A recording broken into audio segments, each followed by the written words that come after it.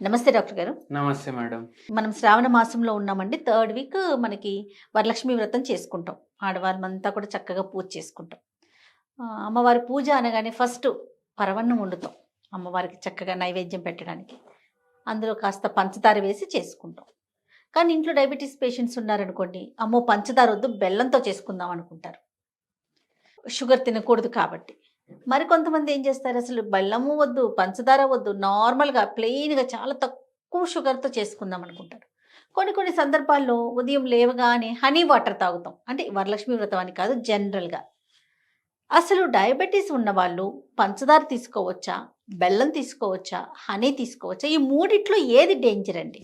ఈ మూడిట్లో ఏది డేంజర్ కన్నా ఒక ఫ్యాక్ట్ చెప్తాను నేను మీకు. ఇప్పుడు మనకు చెట్లు కనిపిస్తున్నాయా సిటీలో? చాలా తక్కువ కనిపిస్తాయి. ఫారెస్ట్ ఏరియా ఏదైతే ఉంటుంది కదా, ఫారెస్ట్ ఉంటుంది కదా, ఆ ఏరియా కూడా తగ్గుతుంది. మళ్ళా దాంతో పాటు ఇంతకుముందు మనకు ఈ హనీబీని ఏమంటారు? తేనెటీగలు. ఈ తేనెటీగలు కూడా కనిపిస్తుండే మనకు. ఇప్పుడు అవి కూడా కనిపిస్తలేవు. ఓకే. అండ్ వెరీ ఇంపార్టెంట్ ఏంది అంటే విషయము, ఒక గవర్నమెంట్ ఆర్గనైజేషన్ ఒక టెస్ట్ కండక్ట్ చేసిండ్రు. ఏం టెస్ట్? మార్కెట్లో ఉన్న టాప్లో ఏవైతే తేనె ఎవరైతే అమ్ముతున్నారో వాళ్ళవి ర్యాండమ్గా శాంపల్లు తీసుకొని రండి, ర్యాండమ్గా టెస్ట్ చేద్దాం. ఓకే. ర్యాండమ్గా టెస్ట్ చేసిన తర్వాత, ఇది గవర్నమెంట్ ఇచ్చిన డేటా, ఇది టెస్ట్ రిజల్ట్ ప్రకారం ఏమొచ్చింది తెలుసా మీకు? దాంట్లో 70% తేనెనే కాదు, తేనె లాంటిది కానీ తేనెనే కాదు, ఆర్టిఫిషియల్ గా తయారు చేసిండ్రు. ఓకే.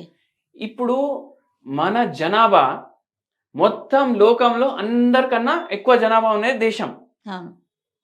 అంత మందిలో ఒక 10% మందికి అయినా తేనె కావాలి, తేనె కొంటారు. వాళ్లకు ఏడికెళ్ళి తేనె ఇస్తారు అమ్మేటోళ్ళు? అవునా కాదా?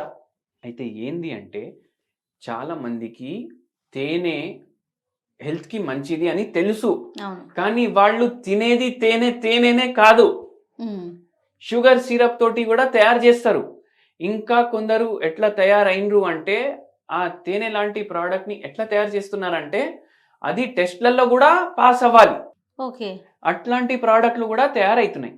అయితే తేనె మీరు బై ఛాన్స్ మీ కంటి చూపు తోటి చూస్తున్నారు, వాడి తీసి మీ కళ్ళు ముంగట ఇస్తున్నాడు అంటేనే తీసుకోండి, లేకపోతే తీసుకోకండి.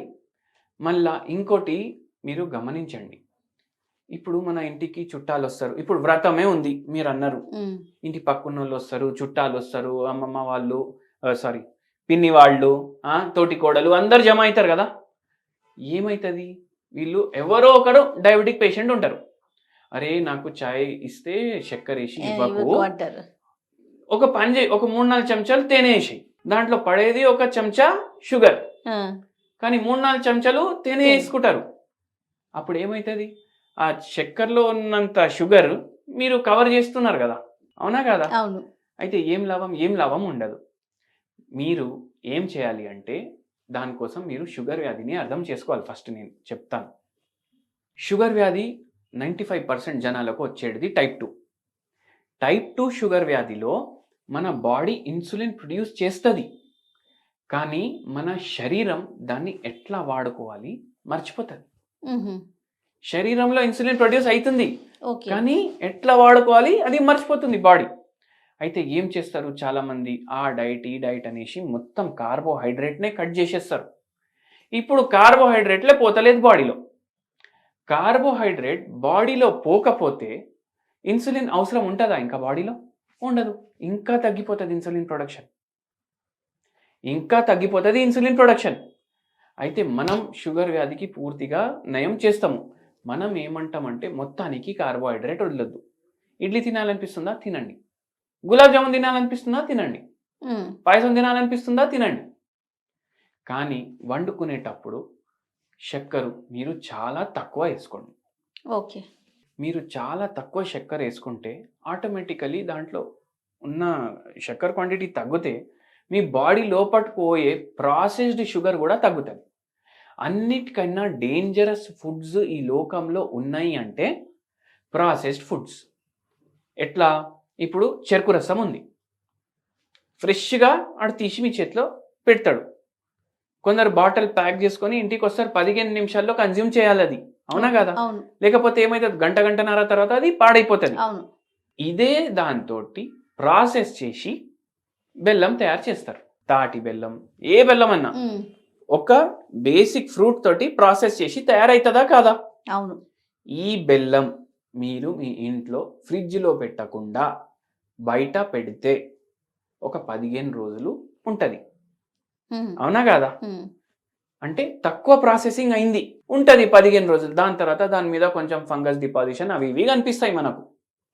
అదే చక్కెర ఏదైతే మనం తీసుకుంటాం అది 15 నెలలు కూడా ఖరాబ్ అవుతుందా కాదా? మీరు చెప్పండి. అవ్వదు కదా?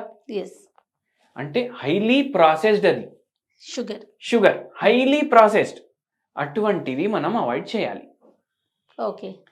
బెల్లం వేసుకుంటారు, వేసుకోండి, అది కూడా. ఇప్పుడు షుగర్ ఇంత డ్యామేజ్ చేస్తుంది అంటే బెల్లం ఏమో ఇంత డ్యామేజ్ చేస్తుంది. డ్యామేజే కానీ కొంచెమైనా పోతుండాలి మన బాడీలో. ఎందుకు? మెంటల్ సాటిస్ఫాక్షన్ కూడా ఉండాలి మనిషికి. మెంటల్ సాటిస్ఫాక్షన్ లేకపోతే కూడా రోగాలు పెరుగుతాయి. అయితే కొద్దిగా బెల్లం యాడ్ చేసుకోండి, చాయ్లో కానీ పాయసంలో కానీ. స్వీట్స్ తింటే కూడా బెల్లం స్వీట్లు ఇప్పుడు బాగా ట్రెండింగ్. అవునా కాదా?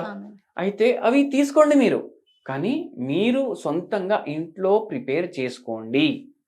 మీరు సొంతంగా ప్రిపేర్ చేసేటప్పుడు మీరు ఎంత చక్కెర వాడతారు దానికన్నా సగం క్వాంటిటీ మీరు బెల్లం వాడండి. అండ్ లిమిట్లో తినండి.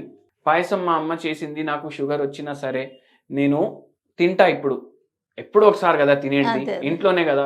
ఇప్పుడు పండుగ ఉంది ఇవాళ కూడా తినకపోతే ఏం పండగ అనేసి మైండ్లో పెట్టుకోకండి. తినండి, కానీ జాగ్రత్తగా తినండి, లిమిట్లో తినండి. స్వీట్ని స్వీట్ లాగా తినండి, రైస్ లాగా తినకండి.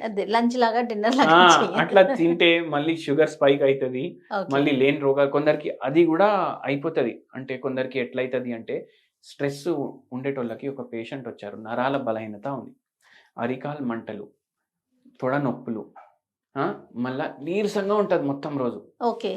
ఏంది ఎందుకు అంటే స్ట్రెస్ ఉంది బాగా. పిల్లలు పెళ్ళిళ్ళు అయిపోయినాయి, మా పిల్లలకి పిల్లలు లేరు, ఇంకా అబ్బాయికి పిల్లలు లేరు, అమ్మాయికి పిల్లలు లేరు, అది టెన్షన్. ఇప్పుడు స్ట్రెస్ ఈటింగ్ అనేసి ఒక పదం ఉంటుంది. అది చాలా మంది ఈ పదాన్ని విన్నరు, కానీ వాళ్ళకి ఏం తెలియదు అంటే ఆ పని వాళ్ళు కూడా చేస్తారు. అంతే. స్ట్రెస్లో రాగానే మనం ఏం చేస్తాం, ఏది ఇష్టం ఉంటే తింటాం. చాలా మందికి స్వీట్లు ఇష్టం ఉంటాయి. నేను కంట్రోల్ చేసుకోలేకపోతున్నా డాక్టర్, నేను డార్క్ చాక్లెట్ కూడా తెప్పించుకొని బార్ తినేస్తున్నా. షుగర్ 350 ఉన్నా ప్రాబ్లం ఉంటలేదు, నాకు 400 ఉన్నా ప్రాబ్లం ఉంటలేదు. కొద్దిసేపు హైగా అనిపిస్తుంది, దాని తర్వాత మళ్ళీ నీరసంగా అయిపోతుంది బాడీ. అంటే ఏంది, హై గ్లూకోజ్ లెవెల్స్ వల్ల బాడీ నీరసంగా అయిపోతుంది. మళ్ళా ఇంకా హైగా వస్తేనే అది నార్మల్కి వస్తుంది, అట్లా అలవాటు అయిపోతుంది బాడీకి. అందుకే ఇవి చాలా డేంజరస్. ఇవి కొద్దిగా లిమిట్లో కన్జ్యూమ్ చేయండి, మీకు కన్జ్యూమ్ చేయాలనిపిస్తే. స్ట్రెస్లో ఉంటే మాత్రం జనాలతో మాట్లాడండి, మీ బాధలు చెప్పుకోండి. బాధలు పంచుకుంటే బాధలు తగ్గుతాయి. అవునా కాదా? ఇప్పుడు అట్లా ఎవరికి చెప్పుకోబుద్ధి కాదు. ఇప్పుడు చెప్పాలంటే, ఇప్పుడు ఇంతకుముందు ఎట్లా ఉంటుండే, ఎవరికైనా పైల్స్ ప్రాబ్లం కానీ, పీరియడ్స్ ప్రాబ్లం కానీ, ఫైబ్రాయిడ్ ప్రాబ్లం కానీ, క్యాన్సర్ ప్రాబ్లం కానీ మొత్తం ఊరికి తెలిసిపోతుండే వీనికి ఫలానా రోగం ఉందనేసి. ఇప్పుడు ఒక జలుబుకి కూడా పక్కకున్న మనిషికి చెప్పడానికి ఆలోచిస్తారు 10 సార్లు. అవునా కాదా? అన్ని బాధలు లోపల పెట్టుకుంటే ఏమొస్తాయి, రోగాలు వస్తాయి.